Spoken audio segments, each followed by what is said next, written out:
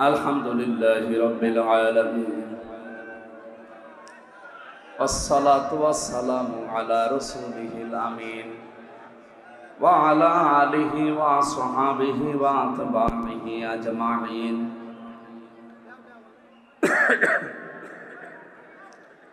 লাইলা ওয়া নাহারান ফিত তারাফাইন। فقد قال الله تعالى في كلامه المجيد وبرهانه التوحيد: أعوذ بالله من الشيطان الرجيم. بسم الله الرحمن الرحيم.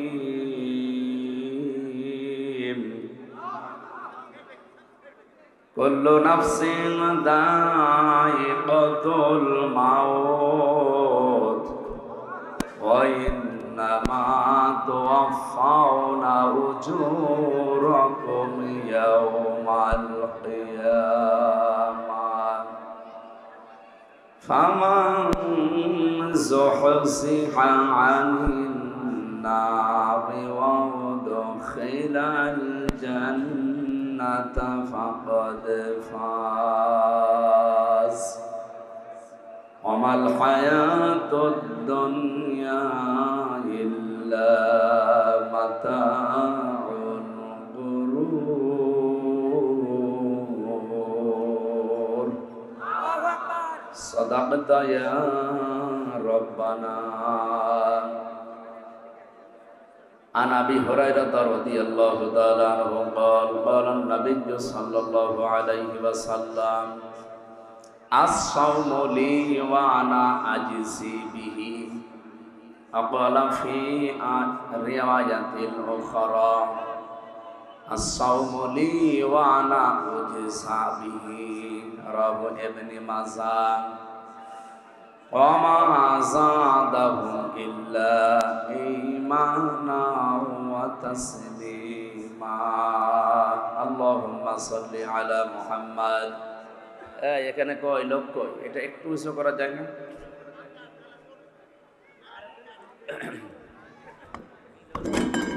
ভেঙে যাবে না, ঠিক আছে।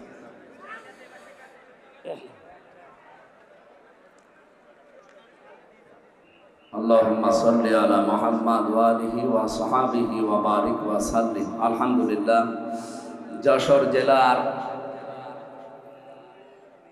নাভারণ থানা, নাকি এটা সারসা থানার অন্তর্গত গোগা ইউনিয়ন দারুস সালাম হাফিজিয়া নোরানীয় কওমি মাদ্রাসার 25তম তাফসীরুল কোরআন মাহফিলের স্বনামধন্য সভাপতি।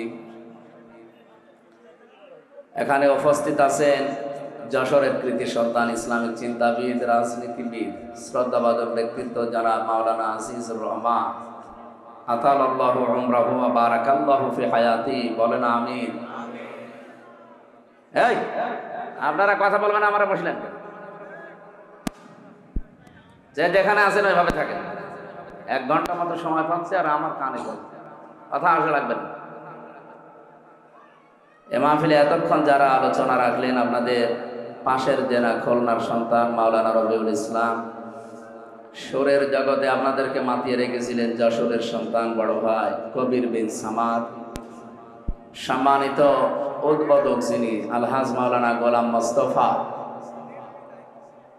এরপরে এখানে উপস্থিত আছেন বিশেষ করে এই পাশের জেলার সন্তান, ইসলামিক চিন্তাবিদ, মুফাসসিরে কোরআন মাওলানা মনোয়ার হুসাইন মমিন, মাওলানা এনামুল হাসান বিন নূর, আপনাদের যশোরের সন্তান। আমন্ত্রিত অতিথি যারা, বিশেষ করে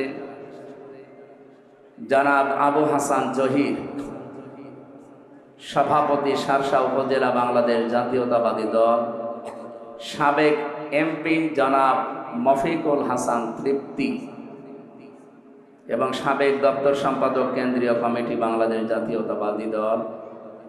আরো অনেক মানুষের নাম দিয়েছেন আপনারা। এমনিতেই রমজান মাস, ওদিকে 11টা থেকে 12:30 পর্যন্ত এক জায়গায় কথা বললাম, এরপরে আবার এখানে যদি 1 ঘন্টা 1.5 ঘন্টা বলা লাগবে। আমি তো রোজায় আছি, আমার কণ্ঠ যদি একবার পানি পিপাসা লেগে যায়, এই জন্য বেশি চিল্লাপাল্লাও করা যাচ্ছে না।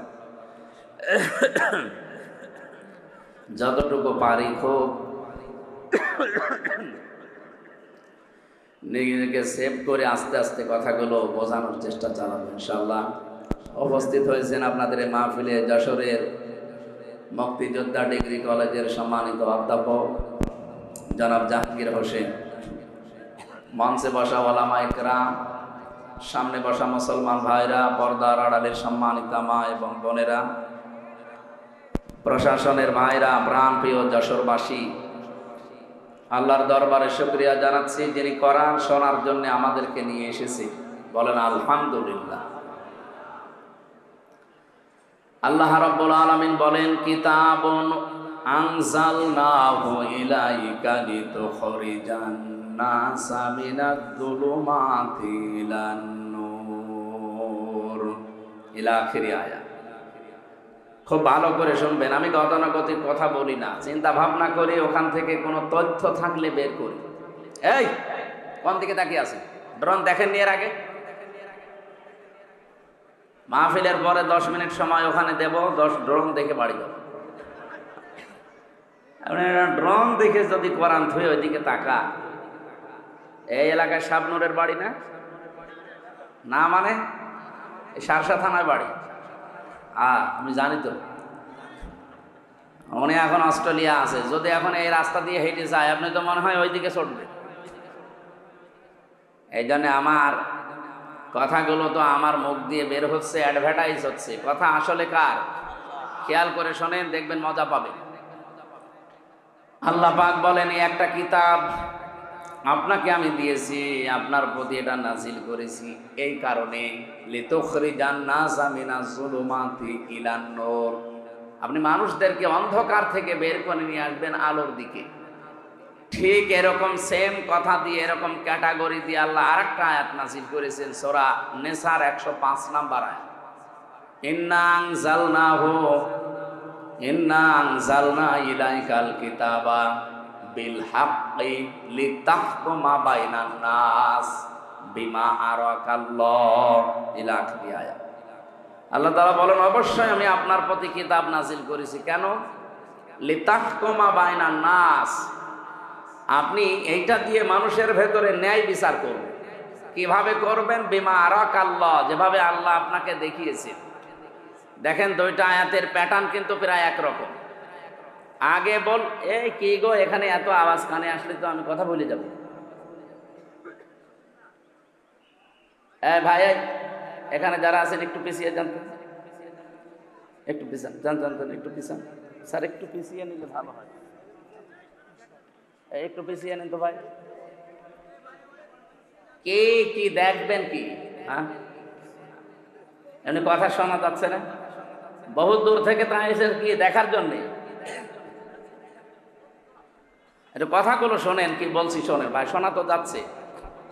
রমজান মাস এমনিতেই, তারপরও এটা সর্বোত্তম ইবাদতের ভেতরে 1 নম্বরে আছে। আফদালুল ইবাদাতি তিলাওয়াতুল কোরআন, তার ভেতরে 1 নম্বরে না? নবীজি তো ফজল শব্দ দিয়ে আরম্ভ করতে পারতেন, আফজল দিলেন কেন? পৃথিবীতে সবচাইতে বড় নেকির কাজ নফলের ভেতরে, এর চাইতে উত্তম আল্লাহর কাছে আর নেই। এই জন্য আহলুল কোরআন হুম আহলুল্লাহি ওয়া খাসসাতু বলা হয়েছে। যারা কোরআনওয়ালা লোক, এরা শুধু আল্লাহর পরিবারের লোক না, এরা নির্দিষ্ট এবং খাস ব্যক্তি। সেই কোরআনওয়ালা হওয়ার জন্য আজকের এই আয়োজন আমাদের, নাকি? আপনি আয়াতের দিকে একটু খেয়াল করে দেখেন, আল্লাহ 2টা আয়াত নাজিল করার মানে প্যাটার্নটা একরকমই পিরায়। বললেন, আমি আপনাকে কিতাব দিয়েছি, কি করবেন? আপনি মানুষকে অন্ধকার থেকে আলোর দিকে বের করবেন। দ্বিতীয় আয়াতে বললেন, আপনাকে আমি কিতাব দিয়েছি কেন? মানুষের ভেতরে ন্যায় বিচার করবেন। কি বুঝলেন এখান থেকে? কোরআনে কারিম দিয়ে আমরা যারা এই যে এতক্ষণ 3-4 জন মিলে আমরা ডাকলাম আপনাদেরকে, অন্ধকারের পথ বিভিন্ন রকমের আছে, এই অন্ধকার থেকে আলোর পথ ইসলামের দিকে আহ্বান জানালাম। হ্যাঁ, এটা আহ্বান জানানো সম্ভব কোরআন দিয়ে এবং সহজ সরল। তামাম দুনিয়ায় অবস্থা হয়তো একরকম না, কিন্তু এটা আমরা কোরআনে কারিম দিয়ে মানুষদেরকে অন্ধকারের ভেতর থেকে আলোর দিকে বের করার জন্য সারা পৃথিবীতে, বিশেষ করে মুসলমান যারা, তারা চেষ্টা চালাচ্ছে কম বেশি। কিন্তু লিতাহকুমা বাইনান নাস, কোরআন আপনার প্রতি আমি নাজিল করেছি এই জন্যে। কি জন্যে? মানুষের ভেতরে যেন আপনি ন্যায় বিচার করতে পারেন। এটা কিন্তু বাস্তবে এখনো সম্ভব হয়নি। কথা বলে না কেন? রাসূলুল্লাহকে আল্লাহ যে 4 দফা কর্মসূচি দিয়েছিলেন, 2টা প্রথমে, 2টা শেষের দিকে, 4 জায়গায় আল্লাহ এই আয়াতটা, একই আয়াত ধরন পাল্টিয়ে শুধু শব্দ এলোমেলো করে নাজিল করেছেন। সূরা বাকারা 129 নম্বর আয়াত, সূরা বাকারার 151 নম্বর আয়াত, সূরা আলে ইমরানের 164 নম্বর আয়াত, সূরা জুমার 2 নম্বর আয়াত। আয়াতগুলোর কথা সব এক, খালি একটু শব্দ এলোমেলো আছে। আল্লাহ রাব্বুল আলামিন বলেন, হুয়াল্লাযী বাআসা ফিল উম্মিয়িনা রাসূলাম মিনহুম ইয়াতলু আলাইহিম আয়াতিহি ওয়া ইউযাক্কিহিম ওয়া ইউআল্লিমুহুমুল কিতাবা ওয়াল হিকমা ইলা আখিরি আয়াত। তিনি সে আল্লাহ যিনি তোমাদের কাছে উম্মীদের মধ্যে, নিরক্ষর মানুষদের মধ্যে একজন রাসূল পাঠিয়েছেন। কি করতেন তিনি? ইয়াতলু আলাইহিম আয়াতিহি, তোমাদের কাছে তিনি আল্লাহর আয়াতগুলো তেলাওয়াত করে শোনাতেন। আয়ুযাক্কিহিম, তিনি তোমাদেরকে পবিত্র করতেন। আয়ুআল্লিমুহুমুল কিতাব, তিনি তোমাদেরকে কিতাবের শিক্ষা দিতেন। আল হিকমা, তিনি তোমাদেরকে হিকমত শেখাতেন। কথাগুলোর দিকে খেয়াল করে দেখবেন, যারা আলেম আছেন তাদেরকে বলছি। প্রথম নবীজিকে বললেন ইয়াতলু আলাইহিম আয়াতিহি, আল্লাহর আয়াত বলতে কি বলেন তো? কোরআন। আরো জোরে বলেন। আল্লিমুহুমুল কিতাব, কিতাব বলতে কি? একই কথা 2 জায়গায় দিলেন কেন? তাফসীর মাহফিলে আলেমরা আসবে এই কারণে, আর যারা সাধারণ মানুষ তারা আসবে এই কারণে, এটা যেন শুনি আপনারা সওয়াব পেয়ে বাড়ি চলে যান। আর ওনাদের জন্য এইটা না, ওনাদের জন্য চিন্তা ভাবনার খোরাকি আছে এখানে। আফালা ইয়াতাদাব্বারুন আল কোরআন, কি হয়েছে তোমাদের? কোরআন নিয়ে কেন চিন্তা ভাবনা করো না? আমরা আয়াতুল্লাহ বলতে আল্লাহর কিতাব বুঝি, কিতাবুল্লাহ বলতেও আল্লাহর কিতাব বুঝি। রাসূল আসবে, উনি আল্লাহর আয়াত তেলাওয়াত করে শোনাবে, তিনি পবিত্র করবে আমাদেরকে, এরপরে আবার বলেন তোমাদেরকে কিতাবের শিক্ষা দেবে। কি এটা? কি প্রথমে যে 2টা কাজ তিনি ইয়াতলু আলাইহিম আয়াতিহি, আল্লাহর আয়াত তেলাওয়াত করে মুহাম্মদুর রাসূলুল্লাহ শুনিয়েছিলেন। আয়ুযাক্কিহিম, এটা দিয়ে তিনি পবিত্রও করেছিলেন, হয়তো ব্যক্তি, পরিবার, এ পর্যন্তই। এরপরে আরো 2টা শব্দ আছে, আল্লিমুহুমুল কিতাবা ওয়াল হিকমা। এই 2টা করতে গেলে অবশ্যই আপনাকে কিতাবের শিক্ষা হিকমতের সাথে এটা বাস্তবায়ন করা লাগবে। ওই জামানায় আরবদেরকে নিরক্ষর বলা হয়, উম্মি বলা হতো। ওরা যতদিন পর্যন্ত কোরআনে কারীম তেলাওয়াত করেছে, নিজেদের ভেতরে সংশোধনী চালিয়েছে, এ পর্যন্ত কোনো সমস্যা দেখা দেয়নি। কিন্তু যখনই আয়াতের এই পরের 2টা শব্দ আল্লিমুহুমুল কিতাব, তিনি তাদেরকে কিতাবের শিক্ষা দিয়েছেন, মানে কিতাবের এটা বাস্তবায়ন করে দেখিয়েছেন। আল হিকমা শব্দের ব্যাখ্যা পড়লে আপনি এটা ক্লিয়ার পেয়ে যাবেন ফি জিলালিল কোরআনের ভেতরে। হিকমা শব্দটা হাকামা থেকে এসেছে। আমরা যারা বিশেষ করে কামেলে যারা পড়ে বা পড়াই, তারা দেখবেন এই যে আমরা হাকিম বলে মানুষকে জানি, পৃথিবীতে হাকিম কিন্তু খুব বেশি মানুষ ছিলেন না। আমরা একজন হাকিমের নাম বেশি শুনি, তার নাম হযরতে লোকমান হাকিম। লোকমান কি ছিলেন? কি জবাব দিলেন না? আমাদের দেশেও হাকিম আছে না? নেই? গাছতলায় বসে আছে, হাত দেখে বলে দেয় যে 3 বউ হবে, এ হাকিম। আরো বিভিন্ন রকমের হাকিম। রোজার মাস তো, চা তো খাওয়া যাচ্ছে না, আর এক ঝামেলা, কাশি উঠে পড়লে তো আর এক সমস্যা।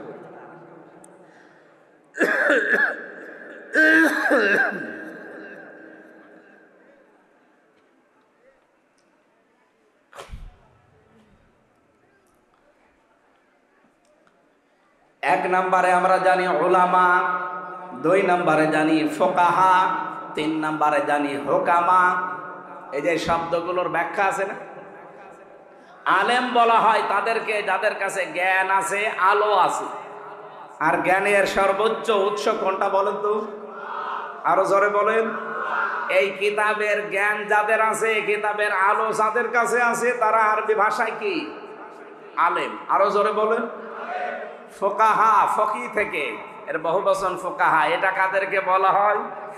এই পৃথিবীতে যেই মানুষগুলো কোরআনের গভীরে ঢুকে কিছু নিয়ে আসতে পারে, এদেরকে ফকি বলা হয়। 3 নম্বরে হুকামা, হাকিম। এটা কারা? কোরআনে কারিমের শুধু জ্ঞান না, শুধু এর ভেতরে ঢুকে তথ্যগুলো নিয়ে আসবে তা না, এখান থেকে এমন কিছু তথ্য পৃথিবীর মানুষকে জানাবে যা এর আগে অনেকেই জানাতে পারবে। হযরত লোকমান হাকিম, ওনার মতো কালো চেহারার মানুষ এ পৃথিবীতে আর 2 জন ছিল বলে আমরা পেয়েছি। একজন হযরতে মাহজা রাদিয়াল্লাহু তাআলা আনহা, আর একজন হযরতে বেলাল রাদিয়াল্লাহু তাআলা আনহু। এই 2 জন মানুষ ছিল হযরতে লোকমান হাকিমের মতো এরকম কালো চেহারা আর এরকম ঠোঁট ঝোলা। এদের চেহারার যা বর্ণনা বলছি, হাড়ির তলা দেখেছেন না, তার চাইতেও কালো ছিল। এত কালো মানুষ, কিন্তু ভেতরের অবস্থা ছিল একেবারে ধবধবে সাদা ফর্সা।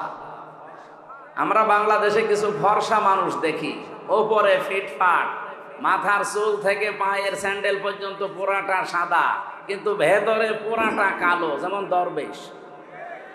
আমি নাম নিলাম না। ওনার মাথার চুল থেকে পায়ের স্যান্ডেল পর্যন্ত পুরাটা সাদা না? কোন জায়গায় কোনো কালো পেয়েছেন আপনি? পুরা সাদা, কিন্তু ভেতরে এত কালো ছিল। 36,000 কোটি টাকা আল্লাহ রাস্তায় পাঠিয়ে দিয়েছে। আমি মালয়েশিয়া যেয়ে, সিঙ্গাপুরে যেয়ে দেখি হোটেলের নিচে বসে আছে কয়েকজন। কি এখানে? হুজুর আমরা আগেই পালিয়েছি। আগে পালালেন কেন? এখানে আপনি যে সাহেব পাড়া বানিয়েছেন, ওখানে থাকবেন না? হুজুর ওখানে থেকে মায়ের খাবো। বাংলাদেশের মানুষ এখানে আছে, যদি শোনে যে সাহেব পাড়ায় আমি আছি, তালা ভেঙে পিটাবে আমার। এই জন্য হোটেলে চুরি করে আসি, কেউ জানে না। আপনি যেন আবার বাইরে যেয়ে বলি দিন না। পাগলকে যদি বলা হয় যে শাক নাড়াবি না, ও আরো বেশি নাড়াবে না। ও আমার আরো মনে করে দিল। এই শয়তানগুলো সব এখন বেশিরভাগ থাইল্যান্ডে, বেশিরভাগ রয়েছে সিঙ্গাপুরে, মালয়েশিয়া, পালিয়ে আছে। বাকিগুলো আমেরিকা, কানাডায় তো গিয়েছে। আর আল্লাহর বিশেষ ওলি যারা, তারা আছে প্রতিবেশী রাষ্ট্রে। আমি বলছিলাম হযরতে বেলাল, হযরতে মাহজা, লোকমান হাকিম রহমতুল্লাহ আলাইহে, এই মানুষগুলো উপরে ছিল কালো, ভেতরে ছিল পুরা ধবধবে সাদা। আমাদের অন্তর ঠিক ওই রকম করা দরকার না? আর ওটা যদি 100 ভাগ করতে চান, তাহলে ওই আল্লিমুহুমুল কিতাব, এই যে হুকামা থেকে এসেছে, যেটা আপনাকে কিতাবের শিক্ষা ব্যবস্থা জারি করা লাগবে। আর এটার দায়িত্ব হামজার না, এটার দায়িত্ব ওই 300 এমপি যারা ছিল তাদের।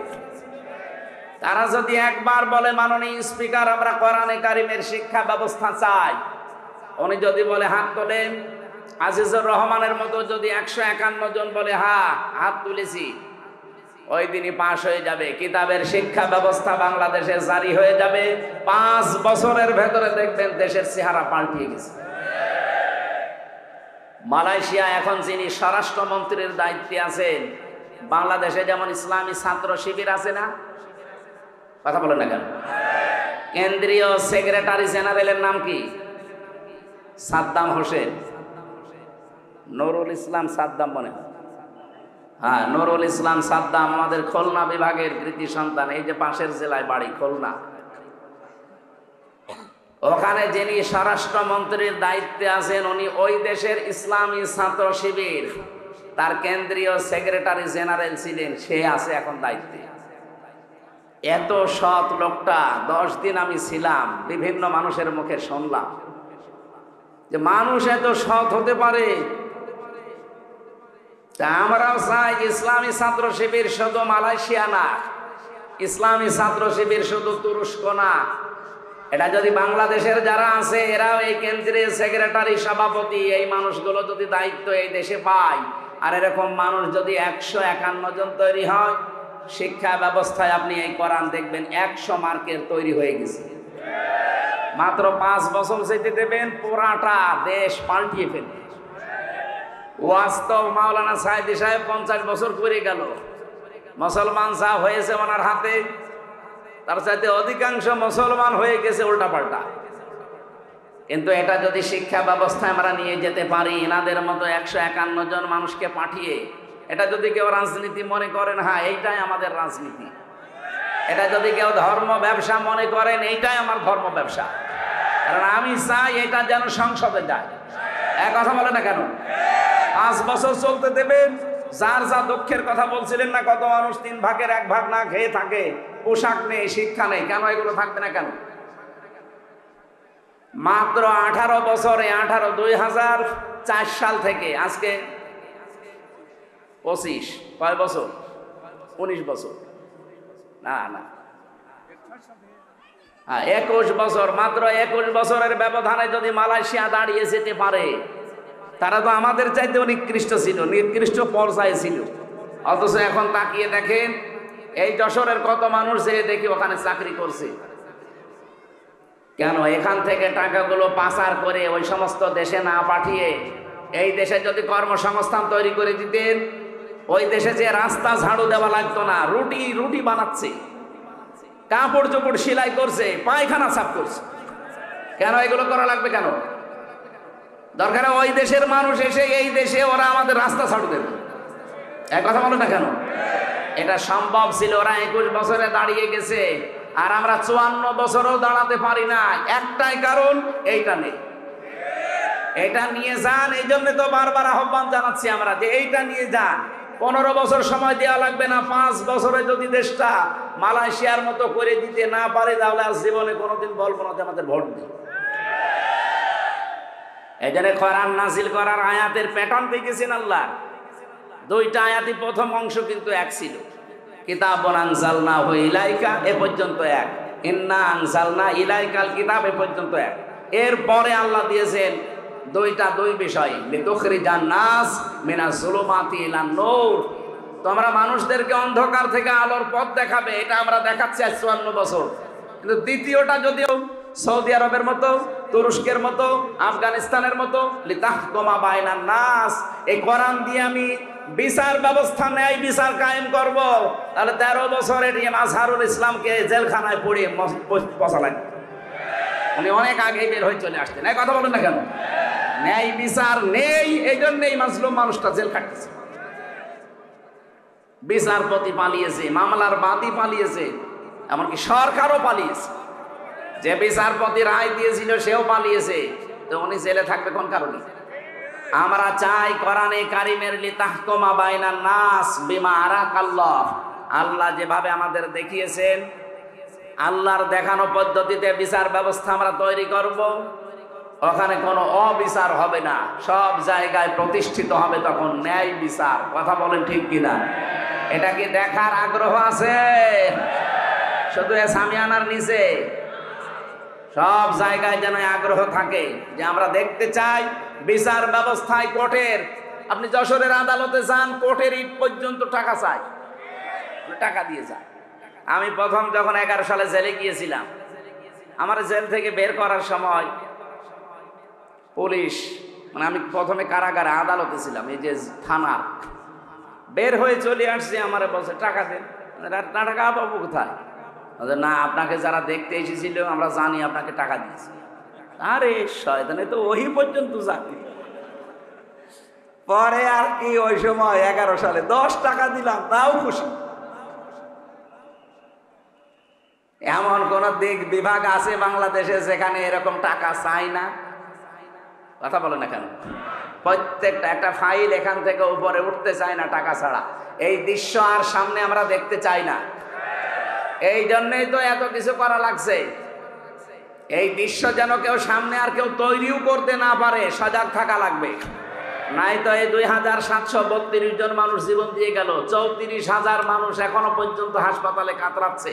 তাদের সাথে বেঈমানি করা হবে না? আপনি আবু সাহেলের সামনে কি আবু সাইদের সামনে কি জবাব দেবেন? মুগ্ধর সামনে কি জবাব দেবেন? যদি আবার চাঁদাবাজি শুরু হয়, আবার যদি ঘাট দখল শুরু হয়, তো কি জবাব দেবেন আপনি? জবাব যেন দিতে পারেন, সেই জন্য আমরা এমন পরিবেশ তৈরি করতে চাই আগামীতে কিয়ামত পর্যন্ত দেশে যেন কেউ ঘাট দখল করতে না পারে। কত মানুষ নীরবে কাঁদতেছে যে আমি 600 টাকা উপায় করে 300 টাকা চাঁদা দেওয়া লাগে। একটা কথা হইল, এই দৃশ্য বাংলাদেশ আর দেখতে চাই? তাহলে কি করা লাগবে? শুধু মানুষকে কোরআন দিয়ে ডেকে আলোর দিকে নিয়ে আসবো না। আমরা এই কিতাবের শিক্ষা, এই কিতাবের বিচার, এই কিতাবের অর্থনীতি সবগুলো প্রতিষ্ঠিত করে এই জমিনে দেখাতে চাই বিমা আরাকাল্লাহ, আল্লাহ যেভাবে আমাদেরকে দেখিয়েছেন।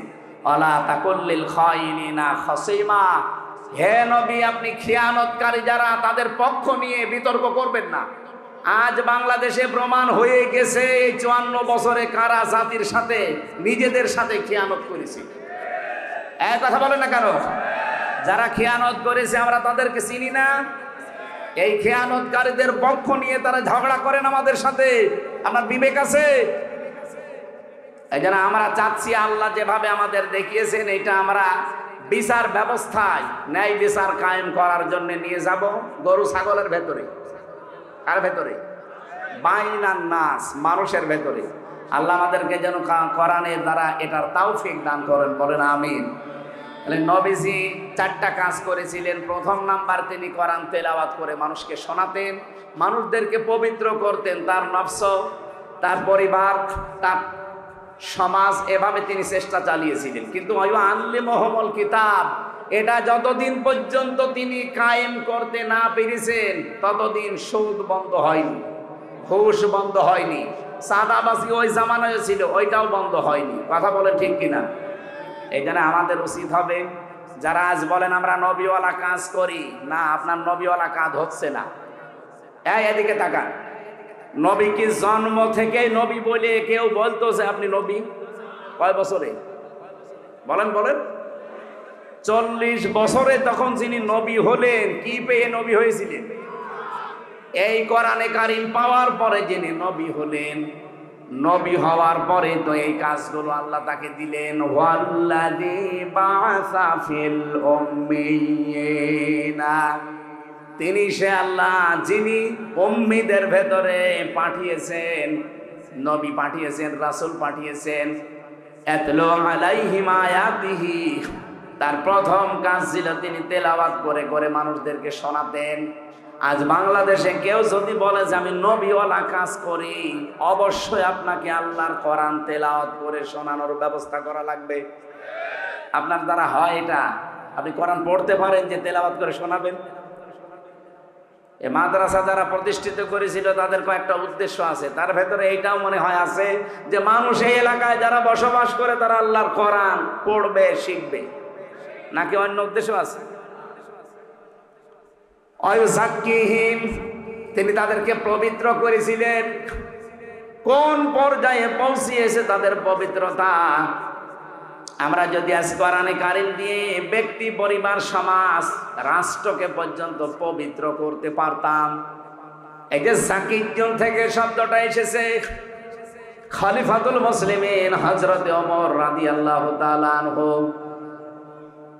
তিনি রাতের বেলায় বসে হিসাব করছিলেন।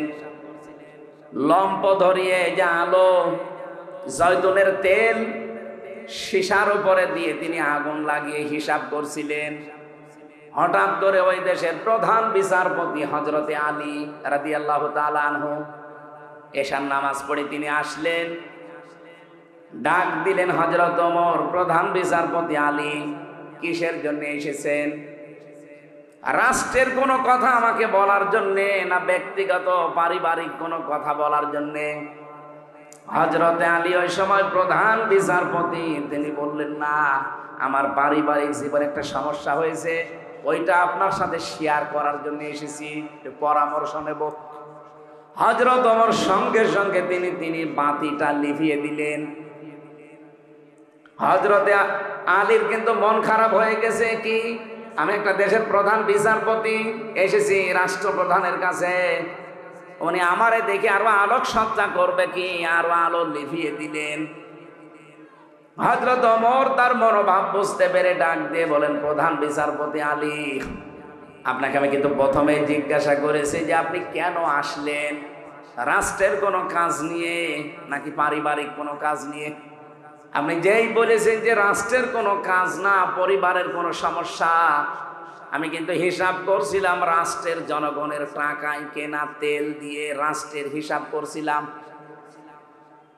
আপনি এসেছেন পারিবারিক জীবনের কোনো ফয়সালা নিতে, জনগণের টাকা দিয়ে এই হারিকেন বা লম্প অথবা মোমবাতির যে তেল পুড়বে, এটা দিয়ে আপনার পারিবারিক জীবনের কথাবার্তা না শুনবো, কিয়ামতে আমি জবাব দেব কি? হযরত আলী বলেন, কথাটা শোনার পরে তার প্রতি ভক্তি শ্রদ্ধা যা ছিল আমার আরো বেড়ে গেল। কি চিন্তা নিয়ে তিনি চলেন, একটা রাষ্ট্রের প্রধান। বাংলাদেশে 1628 জন মানুষ দায়িত্বে ছিল। আল্লাহর কসমে 54 বছর আমি বাদ দিলাম, শুধুমাত্র 5 বছরও যদি এই টেন্ডেন্সি নিয়ে এই 1628 জন মানুষ দায়িত্ব পালন করে দেখাতো, এ দেশটা মিনি জান্নাত হয়ে যেত। এরকম মানুষ আমরা পেয়েছি, হ্যাঁ পেয়েছি খুব কম। মাওলানা মতিউর রহমান নিজামী তার ভেতরে একজন। রাষ্ট্রের দায়িত্ব, মন্ত্রণালয়ের দায়িত্ব পালন করে 26 টাকা বেঁচেছিল, ওটা ফেরত দিয়েছে। হযরত ওমরের একেবারে অরিজিনাল উত্তরসূরি না, আলী হাসান মোহাম্মদ মুজাহিদ রহমতুল্লাহ আলাইহি, রাষ্ট্রের দায়িত্ব পালন করতে গিয়ে অণুবীক্ষণ যন্ত্র দিয়ে 4 আনাও দুর্নীতি খুঁজে পাওয়া যায়নি। এই ধাঁচের মানুষগুলো মাত্র 1628 জন যদি তৈরি হয়ে যেত, এই দেশটার জন্য 54 বছর লাগার কথা না, 54 দিনে এই দেশ জান্নাত হওয়ার কথা। আমরা ওই রকম বিষয় চাই না। এই জন্য আমার প্রথম এবং শেষ ফাইনাল কথা এইটাই, আপনাকে পবিত্র হওয়ার জন্যে কোরআনে কারিমের কাছে আসা লাগবে। আর এটা দিয়ে যদি একেবারে পুঙ্খানুপুঙ্খানু ন্যায় বিচার দেখতে চান, তাহলে কোরআনের বিচার ব্যবস্থা, শিক্ষা ব্যবস্থা, স্বাস্থ্য ব্যবস্থা, এগুলো দেখাতে হবে, তাছাড়া সম্ভব না। আল্লাহ রাব্বুল আলামিন আমাদেরকে বাস্তব জীবনে যেন আল্লিমুহুমুল কিতাব এর একটা প্রেক্ষিত, এর একটা মানে রাস্তা কিন্তু সামনে আল্লাহ তৈরি করে দিয়েছেন। এখন বাংলাদেশের মানুষ চাইলেই সম্ভব কিতাবের শিক্ষা ব্যবস্থা সামনে জারি করার ব্যবস্থা করা। খালি আতলু আলাইহিম আয়াতিহি ওয়া ইউযাক্কিহিম পর্যন্ত থাকলে হবে না, ওয়া ইউআল্লিমুহুমুল কিতাবা ওয়াল হিকমা, এই দুইটা সামনে এখন দেখানোর সময়। এরপরও যদি কারো ব্যর্থতার পরিচয় দেন, আগামী 100 বছরেও আর আল্লাহ এই সুযোগ দেবে না। কথা বলে না কেন? আমরা চাই শিক্ষা থেকে শুরু করে যত বিভাগ আছে বাংলাদেশে, সব জায়গায় যেন আল্লাহর কোরআনের বিধান চালু হয়। বলেন আমিন। আমরা 6666টি আয়াত থেকে, যেহেতু রমজান মাস, এই কেন্দ্রিক একটা আয়াত পড়েছি, সূরা আলে ইমরান 185 নম্বর আয়াত। খুব খেয়াল করে শুনবেন, নিজের জীবনে যদি মেলাতে পারেন এই মাহফিল সাকসেস হবে। আর যদি বলেন এসেছি সুর শোনার জন্য শুনে চলে গেলাম, যান আপনি আগে চলে যান, আমি একটা টান দিয়ে দিই, টান শুনে চলে যান নাকি? আল্লাহ রাব্বুল আলামিন বলেন, কুল্লু নাফসিন যায়িকাতুল মাউত ওয়া ইন্নামা তুওয়াফাউনা উজুরাকুম ইয়াওমাল কিয়ামাহ। অবশ্যই প্রত্যেকটি জীব মৃত্যুর স্বাদ গ্রহণ করবে। কিয়ামতের ময়দানে প্রতিটি মানুষকে আমি আল্লাহ তার পারিশ্রমিক পরিপূর্ণ করে দেব। হযরতে আবু দারদা জীবনী পড়ছিলাম, তিনি বলেন আয়াতটা পড়লেই আমার কেমন যেন একটা অজানা ভয় চলে আসতো, যে কিয়ামতের দিন আল্লাহ নাকি আমাকে পরিপূর্ণভাবে আমার উজরত দিয়ে দেবে। আমার সবচাইতে বেশি ভয় হয় আমি যা কামাই করেছি সব যদি আল্লাহ আমারে দিয়ে দেয়, তে আমার তো টানা সম্ভব না। দুনিয়ায় বাবার বোঝা সন্তান বহন করতে পারে, সন্তানের বোঝা বাবা বহন করতে পারে। আল্লাহ পাক বলেন, ওয়ালা তাসিরু ওয়াজিরাতু উযরা উখরা। কিয়ামতের ওই ময়দানে কেউ কারো বোঝা বহন করবে না। এজন্য পৃথিবীতে যে যতটুকু পাপ করছেন ওই পাপটা আল্লাহ কিয়ামতের দিন বোঝা আকারে আপনার পিঠের উপরে তুলে দেবে। قد خسر الذين كذبوا بلقاء الله حتى إذا جاءتهم الساعة بغتة قالوا يا حسرتنا على ما فرطنا فيها। সূরা আনামের 30 নম্বর আয়াতে আছে, অবশ্যই ওই মানুষগুলো ক্ষতিগ্রস্ত হয়ে গেছে, হবে না। কদ খসিরা মাজির সিগা, অবশ্যই ক্ষতিগ্রস্ত হয়ে গেছে, সর্বনাশ হয়ে গেছে ওই মানুষগুলোর জন্য। কিয়ামতের দিন আল্লাহর সাথে যে সাক্ষাৎ হবে, আল্লাহর সামনে যে জবাব দেওয়া লাগবে, উনি যে পরিপূর্ণভাবে আপনাকে পারিশ্রমিক দিয়ে দেবে, এটা যারা বিশ্বাস করে না। হাত্তা ইদা জাতুহুমুস সাআহ, হঠাৎ করে যখন তাদের সামনে মরণ চলে আসে। এখানে সাআতুনের অর্থ দুইটা। এখানে আলেম যারা আছেন সাআতুনের অর্থ ভালো করে মিলাবেন দুইটা। এক নম্বরে সাআতুন মানে মৃত্যু, দুই নম্বরে সাআতুন মানে কিয়ামত। হ্যাঁ, এটা মরণও হতে পারে, কিয়ামতও হতে পারে। মরণের পরে বা কিয়ামতের পরে ময়দানে মাহশারে এই মানুষগুলোর সামনে যখন আমল নামাটা আল্লাহ সামনে তুলে ধরবার পাপের বোঝাটা, হঠাৎ ওই মানুষগুলো আল্লাহকে বলবে, ক্বালু ইয়া হাসরাতানা, আফসোস, আলা মা ফাররাতনা ফিহা, পূর্বে যা পাঠিয়ে রেখেছিলাম ওইটার দিকে তাকাবে আর আফসোস করবে, আমি কেন পাঠালাম এইটা। এতটুকু আল্লাহ যদি শেষ করে দিতেন আমি আয়াতটাই পড়তাম না। এর পরের শব্দটা আমাদের জন্য, অহুম ইয়াহমিলুনা আওসারহুম আলা দুহুরিহিম আলা সামা ইয়াসিরুন। রব্বুল আলামিন বলেন, অ মানে এবং হম মানে তারা, ইয়াহমিলুন এটা হামালা, ইয়াহমিলু মানে বহন করা। এটা মজারে বর্তমান ভবিষ্যৎ প্রেজেন্ট ফিউচার। ঝাড়ের বহু বচন ঝাড়, জুহুর মানে পিঠ, হোম মানে তাদের। আল্লাহ বলেন কিয়ামতের ওই কঠিন ময়দানে যখন তার পিঠের ওপরে তার পাপের বোঝা সমূহ চাপিয়ে দেব। এদিকে খেয়াল করে, আল্লাহ কিন্তু ঝাড় দেননি, আও ঝাড় দিয়েছেন। প্রশ্ন আসতে পারে, আমি এখন 33 বছর বয়সের মালিক। কত? আমার এই 33 বছর বয়সে আমি যত অপরাধ করেছি, একটা বান্ডিল বেঁধে বোঝা আকারে আমার পেটের ওপরে তুলে দিলে এটা ঝাড় হয় 1 বছর। দাও ঝাড় দিলেন কেন? তাফসিরে মাযহারি মুফাসসির লিখেছেন, আও ঝাড়ের ব্যাখ্যায় আমি হয়তো 33 বছরে মারা গেলাম, কিন্তু এমন এমন কাজ আমি দুনিয়ায় জারি করে গেলাম যেটা গোনায়ে জারিয়া। আমরা অনেকেই মনে করি সাদগায়ে জারিয়া আছে, গোনায়ে জারিয়া আছে। কথা বলে না কেন? এ মাদ্রাসা যিনি কায়েম করেছিলেন তিনি সাদগায়ে জারিয়া তৈরি করে দিলেন।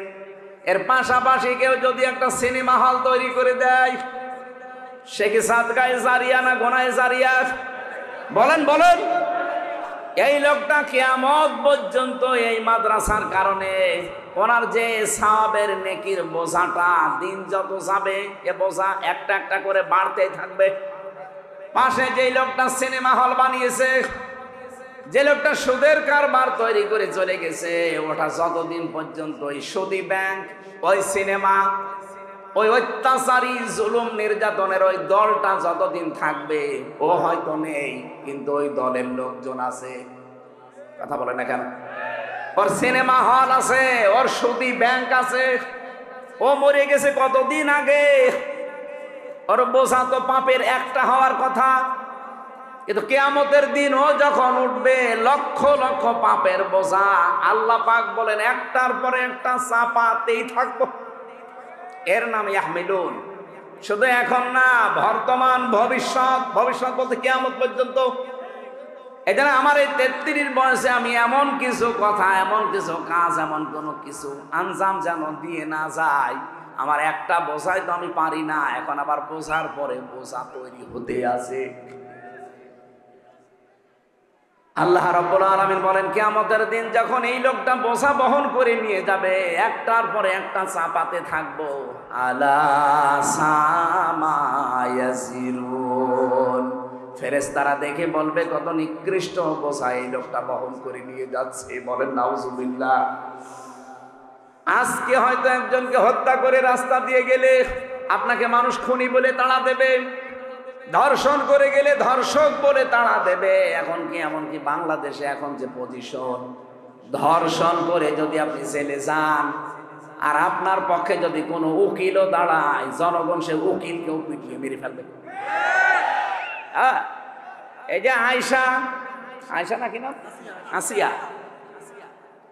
এই মেয়েটাকে যারা ধর্ষণ করেছিল, ওই ধর্ষকদের পক্ষে যে উকিল দাঁড়িয়েছে, ওই উকিল পর্যন্ত পিটানি খেয়েছে। এই লোকটা ধর্ষক, আপনি ওর পক্ষে দাঁড়ালেন কেন? ওকালতি করার জন্য। এই জন্য উকিলও মার খায়।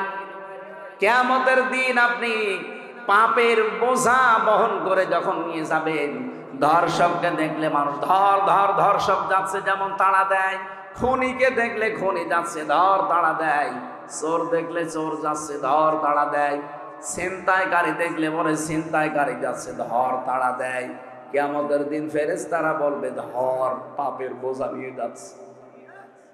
আপনি নিজের সাথে এবার মিলান তো। আপনারে আমার এই 33 বছরে আমি মিলালাম, মাওলানা আজিজুর রহমান ওনার 60 বছরে মিলাক, জাহাঙ্গীর হোসেন ওনার 60 বছরে মিলাক। কিয়ামতের দিন আমরা যা করেছি কিন্তু আল্লাহ আমার পিঠের উপরে তুলে দেবে। যাই করেন, পাপের বোঝা যদি আল্লাহ তুলে দেয়, ফেরেশতারা যদি বলে দেখ কত নিকৃষ্ট বোঝা হামজা বহন করে নিয়ে যাচ্ছে, ওই সময়ের যে লজ্জা আমি কার কাছে দেব বলেন? ওই লজ্জা যেন না লাগে সেই সময় এখনো সূর্য পশ্চিম দিকে ওঠে নাই, এখন আমার মরণের গড়গড়ানি শুরু হয়নি, সুতরাং পরিবর্তন হওয়ার সুযোগ নেই। বলেন এক্ষুনি সময় পাল্টান। শয়তান তো বাধা আছে, শয়তান তো আপনাকে ধোঁকা দিতে পারবে না, বাধা নেই। এরপরেও যদি আপনি পরিবর্তন হতে না পারেন, আপনি মনে করবেন আপনি নিজেই একটা শয়তান বাধা আছে। এরপরও এত সুযোগ থাকার পরও আপনি যদি পাল্টাতে না পারেন, শয়তান বাধা আছে, আপনি পাল্টাতে পারেন না, আপনাকে ধোঁকা দেয় কে? তার মানে আপনি নিজে একটা শয়তান। কথা বলে না কেন? আপনার থেকে তো এখন আমার মনে হয় আশ্রয় চাওয়া লাগবে। আমরা আউযু বিল্লাহি মিনাশ শাইতানির রাজিম বলি, এখন বলা লাগবে আউযু বিল্লাহি মিনাজ যশোর বলা যাচ্ছে না। এই জন্য আমরা এই মুহূর্তে সিদ্ধান্ত নেওয়া লাগবে, কিয়ামতের দিন আল্লাহ প্রত্যেককে তার উজুরত যা করেছে লোকটা একেবারে পঙ্খানো দেবে, কোনো কম বেশি নেই। ফামান যুহজিহা আনিন নার, খুব কঠিন শব্দ। আমি ব্যাখ্যায় পড়তে গিয়ে আমি নিজে আশ্চর্য হয়ে গেছি, এর আগে আমি এভাবে বুঝিনি। ফামান যুহজিহা, আল্লাহ রাব্বুল আলামিন বলেন যেই লোকটাকে বাঁচিয়ে দেওয়া হবে, যুহজিহা আনিন নার, জাহান্নামের আগুন থেকে বাঁচানো হয়েছে না বাঁচানো হবে? বলেন তার মানে পরীক্ষা আমাদের সবার সামনে আছে। ফামান যুহজিহা আনিন নার, যে লোকটাকে জাহান্নামের আগুন থেকে বাঁচানো হবে, ওয়া উদখিলাল জান্নাতা ফাকাদ ফাজ, এবং যাকে জাহান্নামে প্রবেশ করানো হবে না করানো হয়েছে? করানো হবে। যেই লোকটাকে জাহান্নামের আগুন থেকে বাঁচানো হবে, জান্নাতে প্রবেশ করানো হবে, ফাকাদ ফাজ, সেই লোকটা সফল। তাহলে সফলতার মানদণ্ড এই দুনিয়া না, সফলতার মানদণ্ড হচ্ছে কিয়ামতের ময়দানে যাকে আল্লাহ জাহান্নাম থেকে মুক্ত করে জান্নাতি বলে ঘোষণা দিয়ে দেবেন। দ্বিতীয় ব্যাখ্যা কি? এটা তো আখিরাতের ব্যাখ্যা গেল। দ্বিতীয় ব্যাখ্যা কি? আর একটা ব্যাখ্যা আছে ফি জিলালিল কোরআনে, মুফাসসির লিখেছেন দুনিয়ার জীবনে আল্লাহ যাকে জাহান্নামের কাজগুলো আস্তে আস্তে ছেড়ে দেওয়ার তৌফিক দেয় আর জান্নাতের কাজগুলো আস্তে আস্তে করার মতো সুযোগ দেয়, ফাকাদ ফাজ, সেই লোকটার জীবনও সফল। আপনি এবার ভাবেন, রমজানের আগে যেমন ছিলেন রমজানে অবশ্যই তেমন নেই, পাল্টিয়েছেন কিছু। বাকি 11 মাস যদি এভাবে পাল্টিয়ে আপনার জীবন শেষ করতে পারেন, আপনি মনে করবেন আপনার জীবনকে আমার আল্লাহ ফাকাদ ফাজ, সফলতার দ্বার প্রান্তে পৌঁছিয়ে দিচ্ছে। আর যদি মনে করেন না, আগে 2টা বিড়ি খাতাম, এখন রোজার পরে 4টা করে খাচ্ছি, তাহলে মনে করবেন আমি জান্নাতের থেকে আস্তে আস্তে জাহান্নামের দিকে এগিয়ে যাচ্ছি।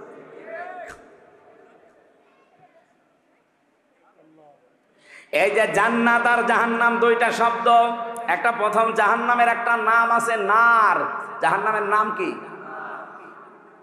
এই জাহান্নামের নার, আগুন, এটা পুরোটাই যেহেতু আমার আল্লাহ আগুন দিয়ে জ্বালিয়ে রেখেছেন, এই জাহান্নামে আল্লাহ দেবেন কাদের? এই জায়গায় একটা প্রশ্ন আছে। রব্বুল আলামিন জানিয়েছেন ফাম ওয়া বুরসাতিল জাহিম লিমাইয়ারা ফাআম্মা মান তাগা ওয়া আসারাল হায়াতাদ দুনিয়া ফাইন্নাল জাহিমা হিয়াল মাআওয়া। বলেন আল্লাহু আকবার। রব্বুল আলামিন বলেন জাহান্নামকে সেদিন দৃশ্যমান করা হবে, তোমাদের সামনে নিয়ে আসা হবে।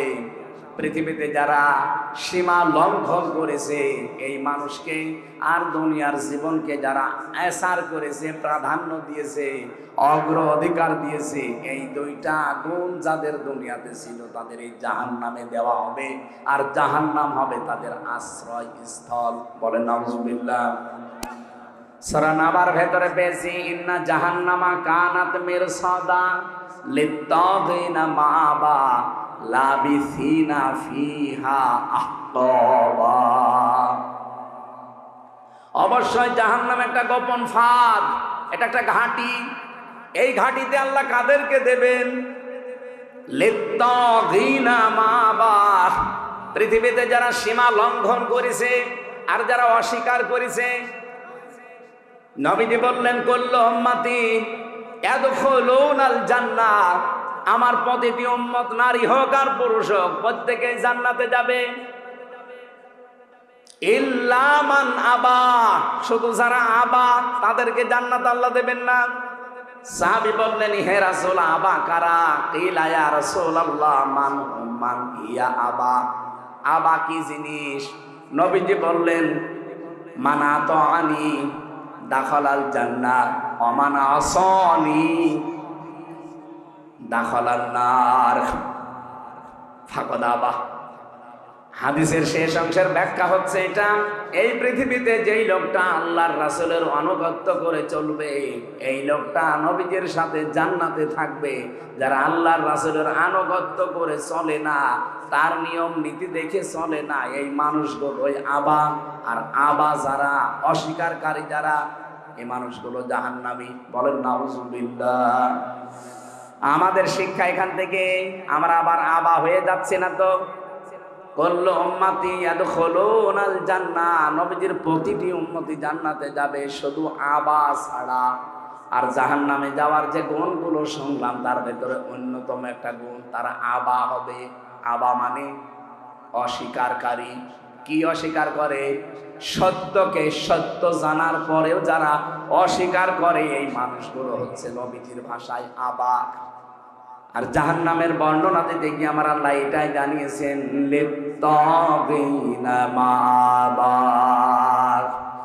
পৃথিবীতে যেই মানুষগুলো সীমা লঙ্ঘন করেছে আল্লাহর, দুনিয়াতে যারা অস্বীকার করেছে আল্লাহর বিধানকে, লাবিসিনা ফিহা আহকাবা, চিরস্থায়ী ভাবে এই মানুষগুলো জাহান্নামের এই ঘাটির ভেতরে পৌঁছতে থাকবে। ও যশোরবাসী, জাহান্নামে যাওয়ার এখানে আমরা 2টা গুণ কিন্তু পেয়েছি অলরেডি। নারী হোক আর পুরুষ হোক, আমরা তো যা দেখতে পাই অধিকাংশ আমরা এই 2 গুণের ভেতরে আছি। 1 নম্বরে আমরা সীমা লঙ্ঘন করছি খুব বেশি। এই রমজানুল মোবারক অনেকের সীমা লঙ্ঘন থামেনি। প্রতিটি জিনিসের একটা বর্ডার আছে। এই যে যশোরের বেনাপোল বর্ডার না, এ বর্ডার পার হতে হলে আপনাকে অবশ্যই পাসপোর্ট এবং ভিসা থাকা লাগবে। এমনি পার হয়ে যান, বিএসএফ গুলি করে মেরে ফেলবে। আল্লাহ পাক বলেন আমারও একটা বর্ডার আছে। আমার বর্ডার, বাংলাদেশে প্রায় বর্ডার আছে 22টা। এই তার ভেতরে বেনাপোল একটা, আর আল্লাহর বর্ডার 23টা। কয়টা? হ্যাঁ, 8টা। না না, আল্লাহর বর্ডার একটা কে বলেছে আপনাকে? আল্লাহর বর্ডার 500টা। এই কোরআনে আল্লাহ বর্ডার দিয়েছেন 500। কয়শো? রমজানুল মোবারকে আমার আল্লাহর বর্ডার কি থাকলে যদি আপনার রোজা হয়ে যেত। আমি যে হাদিস পড়েছিলাম, এবার আলেমদেরকে বলছি, নবীজি কিন্তু আসিয়ামু আজিজি বিহি দেননি, দিয়েছেন কি? আসসাওমু লি ওয়া আনা আজিজি বিহি। সিয়াম আর সাওমের ভেতর পার্থক্য কি? সিয়াম হচ্ছে ধারাবাহিক, কন্টিনিউ, একটার পর একটা আসবে। আর সাওম কিন্তু শুধুমাত্র ধারাবাহিকভাবে আসবে না, এটা পালন করে আপনাকে হক আদায় করে ওই মানে যেতে হবে। এই জন্য অন্যান্য নবীর উম্মতদের উপরে সিয়াম ফরজ ছিল। কি ছিল? আমার এই কথাটা সবাই হয়তো বুঝবেন না, এখানে বোঝার মতো কিছু মানুষ আছে, তাদের জন্য এটা আলাদা বলছি। সিয়াম আর সাওম এক জিনিস না। পৃথিবীতে যত নবীর উম্মত ছিল তাদের উপরে সাওম ফরজ ছিল না সিয়াম? বলেন বলেন। কুতিবা আলাইকুমুস সিয়াম, তোমাদের উপরে রোজা ফরজ করে দিলাম, লিখে দিলাম। কামা কুতিবা আলাল্লাযীনা মিন ক্বাবলিকুম, তোমাদের পূর্বে যারা ছিল তাদের উপরে এই সিয়াম কি ছিল? বলেন বলেন। এটা যেহেতু কন্টিনিউ আসে, ধারাবাহিক, একটার পর একটা চলে আসতে থাকে, আপনি দেখবেন অন্যান্য নবীর উম্মতদের সিয়ামের সাথে আমাদের সিয়ামের মিল নেই। কি? ইহুদিরা মুসা নবীর উম্মত বলে যারা দাবি করে, ওরা এই পৃথিবীর এখন সবচেয়ে বড় নিকৃষ্ট জাতি। ওরা মানুষকে ধোঁকা দিয়ে বোকা বানিয়ে দুনিয়া থেকে বিদায় করে দিচ্ছে। ফিলিস্তিনে যুদ্ধবিরতির নাম দিয়ে মুসলমান শিশুদেরকে, নারীদেরকে ঘরের ভেতরে ঢুকিয়ে বোম বাস্টিং করে দুনিয়া থেকে বিদায় করে দিচ্ছে। এদের মতো ধোঁকাবাজ, এদের মতো অপকর্মকারী পৃথিবীতে আর নেই। এ পৃথিবীর যত বড় বড় অপকর্ম সব মূল হোতা ইহুদিরা। আপনি দেখেন, সে ওদের জন্মে থেকে শুরু হয়েছে। এই যে বিড়ি, যদিও যশোরে বলি কথা বলা ঠিক না, সব তো এখানেই হয়। এ পাশে হয় না নাভারণে? নাভারণ না বেনাপোলে হয় জানো? এই যে বিড়ি, এটার দ্বারাতে কত রকমের ক্ষতি হয়। কমপক্ষে 5টা ক্ষতি তো আপনার শরীরের হয়, তার ভেতরে একটা আপনার কলিজা নষ্ট হয়ে যায়। এটা মানেন তো নাকি? বিজ্ঞান দ্বারা প্রমাণিত পৃথিবীতে একটাই মাত্র খাবার, যে খাবার বিক্রি করার আগে তার গায়ে লিখে দেওয়া লাগে যে এটা নিষিদ্ধ। নাম কি? বিড়ির আগে লেখা নেই, সতর্ক বার্তা লেখা নেই, যেটা খেলে কি হয়? ক্যান্সার হয়। সেটা যেহেতু এই জেলায় তৈরি হয়, আর আমি যেহেতু আছি, এই জন্য বেশি ফতোয়া দিতে পারছি না, হালকা পাতলা বলছি। এই যে বিড়ি, এর মূল হোতা, আবিষ্কারক যারা প্রথমে এই পৃথিবীতে বিড়ি বানিয়েছে, ইহুদিরা। কারা? আপনি যত অপকর্ম, সে বড় হোক ছোট হোক, এর মূলে দেখবেন ইহুদিরা। পৃথিবীতে মানুষ মারার তালিকায় এখন ইহুদিরা। যেন রোজা অবস্থায় হাজারো মুসলমান এখন পৃথিবীতে দোয়া করছে, রব্বুল আলামিন মরণ আমরা নিতে রাজি আছি, আমাদেরকে মরণ দাও, তবে এইভাবে ইহুদিদের হাতে অপমান করে আমাদের মরণ দিও না। ওরা যা আরম্ভ করেছে, ওদের পতন না দেখা পর্যন্ত তুমি আমাদের মৃত্যু দিও না। পৃথিবীর নিকৃষ্ট জাতি ইহুদি, অভিশপ্ত জাতি ইহুদি, আল্লাহর ভাষায় গায়রিল মাগদুবি আলাইহিম ওয়ালাদ-দাল্লিন। এই জাতিরাও রোজা রাখে, কিন্তু ওরা সেহরি করে না। খ্রিস্টানরাও রোজা রাখে, ইফতারি করে না। মুশরিক যারা আমাদের এই দাদা বাবু হিন্দুরা, ওরাও রোজা রাখে, কিন্তু ওরা উপবাস থাকে, সেহরিও করে না, ইফতারিও করে না। এর আগে যত নবীর উম্মত দেখবেন, আমি প্রায় 70টা লিখেছি এখানে। হযরতে মরিয়ম আলাইহিস সালাম, তিনি রোজা রেখেছিলেন, তার রোজার ধরন ছিল আমাদের মতো না। আল্লাহ পাক সূরা মরিয়মের ভেতরে দিয়েছিলেন, তিনি রোজা রাখা অবস্থায় সব খেতে পারতেন, সব পান করতে পারতেন, কিন্তু কথা বলতে পারতেন না। তাহলে মরিয়ম, ওনাদের রোজা কি? কথা বলা যাবে না, তাছাড়া সব করা যাবে। কি কথা বলেন না কেন? খ্রিস্টানদের, ইহুদিদের, মুশরিকদের রোজা দেখলেন, কিন্তু আমাদের রোজা কি ওই রকম? আমাদের রোজায় সেহরি আছে, ইফতারি আছে, এবং 4টা জিনিস আছে। কয়টা বলেন বলেন? এই জন্য এর নাম সিয়াম না, এর নাম সাওম। নবীজির হাদিস, এটা হাদিসে কুদসি, আস-সাওমু লি, রোজা আমার জন্য, ওয়া আনা আজিজি বিহি ওয়া আনা উজজা বিহি, আমি নিজে পুরস্কার দেব অথবা আমি নিজেই তার পুরস্কার হয়ে যাব। তাহলে সাওমের কয়টা ব্যাখ্যা বলছি আমি? 4টা। 1 নম্বরে খাবার থেকে, 2 নম্বরে পানীয় থেকে, 3 নম্বরে স্ত্রী সহবাস থেকে, 4 নম্বরে হারাম যত কাজ আছে সব কাজ থেকে আপনাকে বিরত থেকে আল্লাহকে দেখানো লাগবে, এর নাম রোজা। অন্যান্য নবীর উম্মতের উপরে কি ফরজ ছিল? সিয়াম। বলেন বলেন? আমাদের উপরে রোজা। সিয়াম তো দিয়েছে, সিয়ামকে পরিপূর্ণতায় নিয়ে যেতে হলে অন্য নবীর উম্মতের মতো আপনি খাবার খেবেন, কথা বলবেন না, রোজা হবে? হবে না।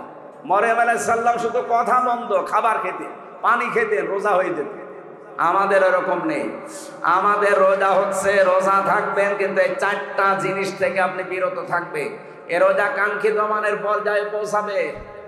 আল্লাহ রাব্বুল আলামিন জাহান্নামের যে আগুন আছে এখান থেকে বাঁচিয়ে রায়্যান নামক একটা দরজা দিয়ে এমন জান্নাতে প্রবেশ করাবে, যেখানে প্রবেশ করা হয়ে গেলে আল্লাহ তালাবদ্ধ করে দেবে, অন্য কাউকে আর ঢুকতে দেবে না। সুতরাং রায়্যান নামে এই দরজাটা আমরা, প্রশ্ন পরে দিয়ে,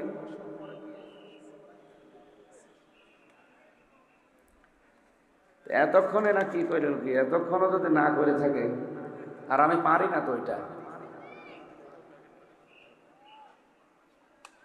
আয়াত কি এখন শেষ করবো না, এই পর্যন্ত থাকবে?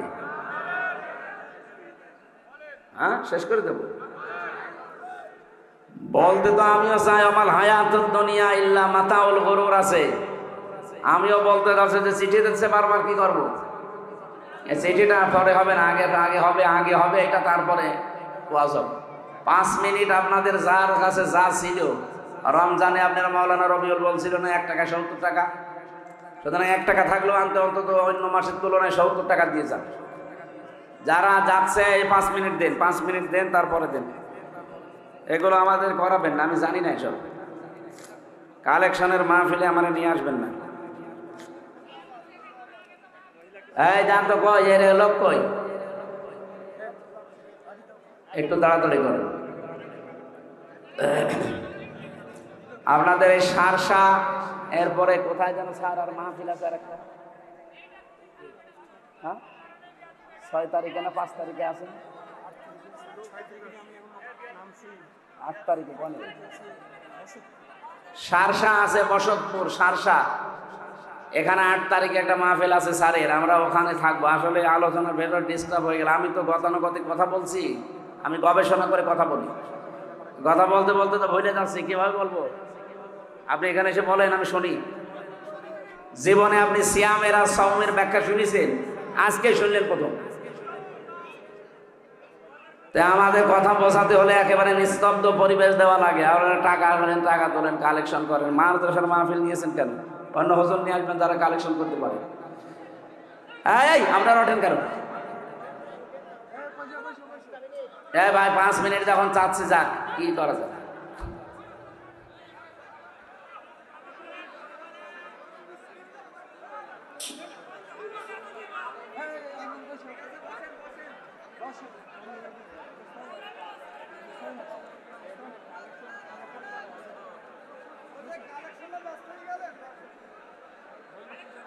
এই মাদ্রাসার জন্য দাদা আমি জীবনও এটা তো বলতামও না, আমি এটা পারিও না। কালেকশন করতে হলে অনেক হাওয়া দেওয়া লাগে, পাম্প দেওয়া লাগে, সাথে আমি কিছুই পারি না। হ্যাঁ, সুবহানাল্লাহ আলহামদুলিল্লাহ লা ইলাহা ইল্লাল্লাহ, সুবহানাল্লাহ আলহামদুলিল্লাহ লা ইলাহা ইল্লাল্লাহ মুহাম্মাদুর। এই দাদা বসেন বসেন। আপনার দাদার বয়স এখনো হয়নি, কিন্তু দাড়ি নেই তো, এই জন্য মনে করছে মনে হয় অন্য ধর্মের লোক। আপনার দাড়ি রাখবেন ভাই, বয়স তো আমার বাবার মতো মনে হচ্ছে। দাড়ি রাখেন না কেন? দাড়ি রেখে দেবেন, সুন্নত নবীজির এটা। যারা দাড়ি কাটেন তারা তো 24 ঘন্টায় গোনাতে আছে, নবীজির গলায় ছুরি দেওয়ার মতো গোনা হয়। এজন্য এটা যারা রাখেননি আপনারা রেখে দেবেন। আমরা আসল সফলতা আসল বিফলতার কথা শোনাচ্ছিলাম। পৃথিবীর জমিন সফল এবং বিফল হওয়ার জায়গা না। এই পৃথিবীতে যদি আমি সারা জীবন না খেয়ে খেয়েও মারা যায়, অপমান হয়েও মারা যায়, মরণের পরে যদি আল্লাহ জাহান্নামের কাছ থেকে, জাহান্নামের আগুন থেকে বাঁচিয়ে জান্নাতি বলে ঘোষণা একবার দিয়ে দেয়, ফাকাদ ফাজ, আমার জীবন সফল। আমরা ওই রকম জীবন তৈরি করার জন্য রেডি আছি না? আমাল হায়াতুদ দুনিয়া ইল্লা মাতাউল গুরুর। আল্লাহ খুব আফসোস নিয়ে জানিয়েছে, পৃথিবীর জমিনটা প্রতারণা, খেল তামাশা, ধোঁকাবাজি ছাড়া কিচ্ছু না। আপনার মা বাবা, ওইটাও ধোঁকা। মনে আসতে পারে, হ্যাঁ হুজুর মা বাবার কথা বললেন, তাদের দিকে চাকালে সওয়াব হয়, হজের সওয়াব হয়, কিন্তু তারাও ধোঁকা। যেহেতু মাতাউল গুরুর বহু বচন দিয়েছেন আল্লাহ, পৃথিবীর কোনো কিছু ধোঁকা বাদ দিয়ে নেই। আপনি মা বাবার যে হক আছে ওইটা আদায় করবেন না, মা বাবারও মন পাবেন না।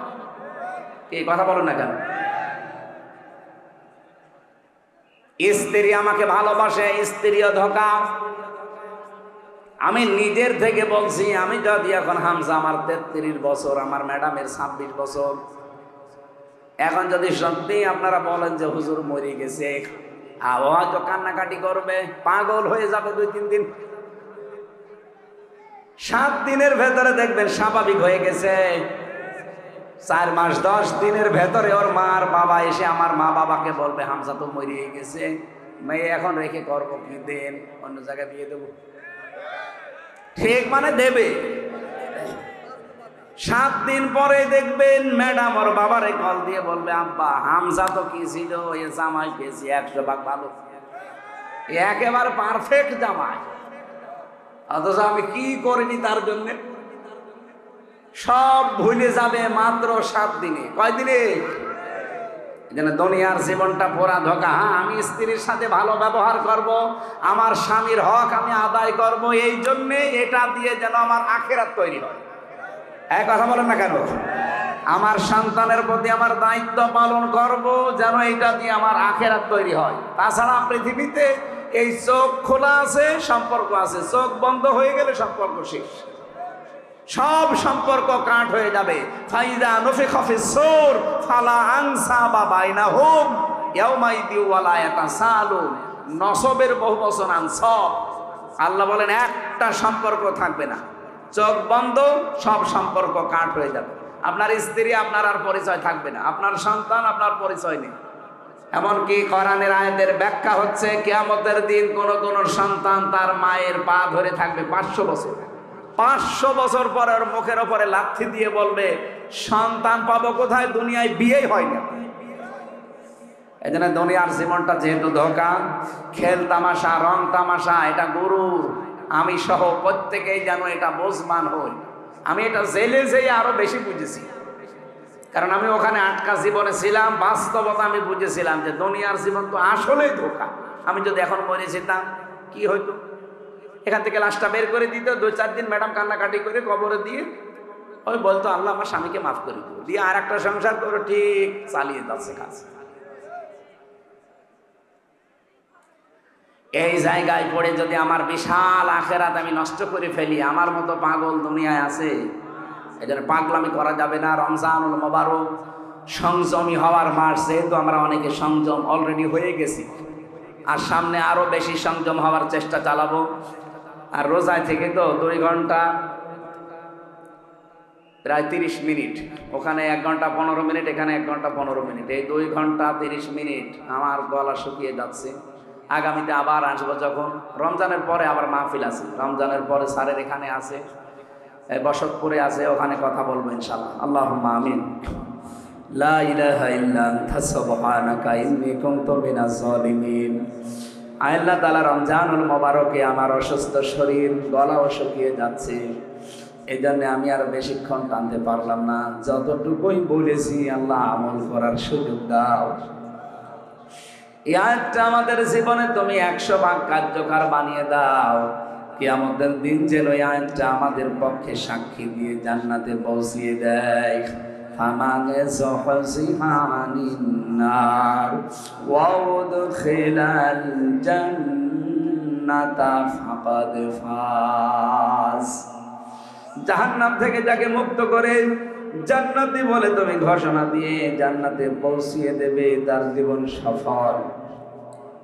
দুনিয়ায় যারা আস্তে আস্তে পাপের কাজগুলো ছেড়ে দিয়ে দিয়ে ভালো ভালো কাজে যারা এগিয়ে যেতে পারবে তাদের জীবন সফল।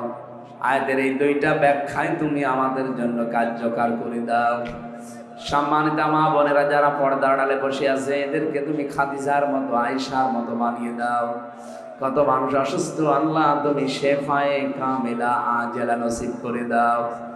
যে পরিবারে শান্তি নেই মেয়েদেরকে তুমি শান্তি দান করো। যারা অসুস্থ, অনেকে এমন রোগ আছে মানুষের কাছে বলাও যায় না, আল্লাহ আমাদের রোগগুলো তুমি শেফা দিয়ে দাও। সন্তানাদি যাদের দিয়েছো আল্লাহ মানুষের মতো মানুষ বানাও। দুনিয়ার জীবনের সফর শেষ করলে তারা যেন দোয়া করে রব্বির হামহুমা কামা রব্বায়ানি সাগীরা। মাহফিলের সম্মানিত সভাপতি, প্রধান অতিথি, বিশেষ অতিথি, যত মানুষ এখানে এসেছে সবাইকে তোমার কাছে দিয়ে গেলাম, ওমরের মতো বানিয়ে দাও। এই গগা এলাকায় মাটির নিচে যত মানুষ ঘুমিয়ে আছে কোরআনের ইজ্জতে মাফ করে দাও। আল্লাহ তাআলা কখন কার কাছে আজরাইল এসে যায় জানি না, যখনই আসবে জীবনে একবার হলেও যেন বলতে পারি লা ইলাহা ইল্লাল্লাহু মুহাম্মাদুর রাসূলুল্লাহ। আসসালামু